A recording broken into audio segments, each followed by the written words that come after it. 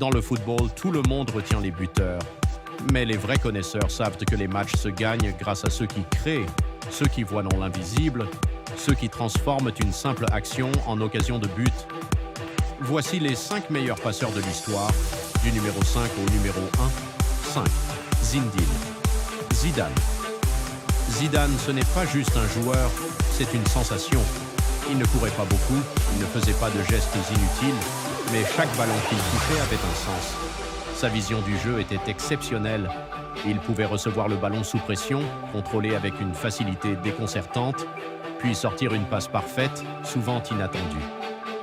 Zidane, ce n'était pas le genre à accumuler les passes décisives comme des statistiques, mais dans les grands moments, il était toujours là. Finale de Coupe du Monde, Ligue des Champions, une passe, un geste, et tout bascule. Il jouait simple, mais pensait plus vite que tout le monde. 4. Andrés Iniesta, c'est la douceur du football. Un joueur discret, humble, mais terriblement efficace. Il n'avait pas besoin de force physique. Son arme, c'était sa technique et son intelligence.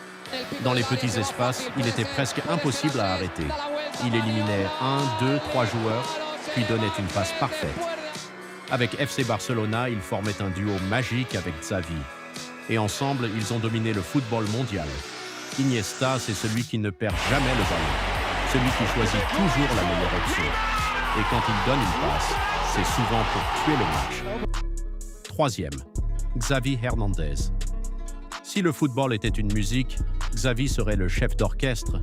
Il ne faisait pas de gestes spectaculaires, mais il contrôlait absolument tout. Le rythme, la possession, la direction du jeu, tout passait par lui. Avec FC Barcelona et l'Espagne, il a imposé un style, le tiki-taka, un jeu basé sur les passes, encore et encore. Xavi pouvait faire 100 passes dans un match sans perdre le ballon. Il savait toujours où étaient de ses coéquipiers, même sans regarder. Sa précision était chirurgicale. Chaque passe avait un objectif. Il ne brillait pas seul, il faisait briller toute l'équipe. 2. Kevin De Bruyne.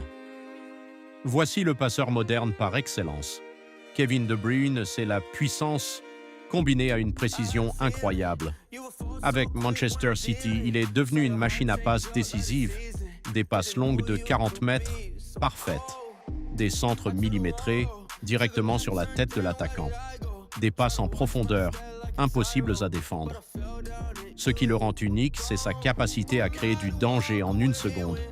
Il n'a pas besoin de beaucoup de touches de balle. Une seule suffit pour casser toute une défense. Et, contrairement à beaucoup, il le fait encore aujourd'hui, au plus haut niveau. 1. Lionel Messi.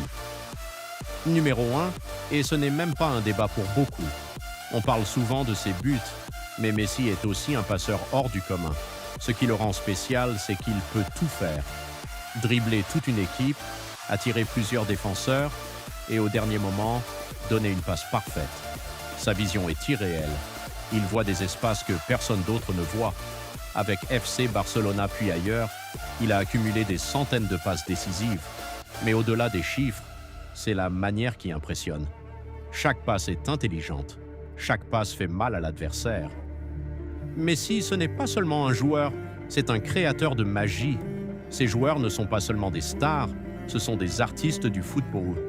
Ils ne marquent pas toujours, mais ils rendent les buts possibles. Dis-moi en commentaire, qui est pour toi le vrai numéro 1 des passeurs? Et surtout, qui manque dans ce classement?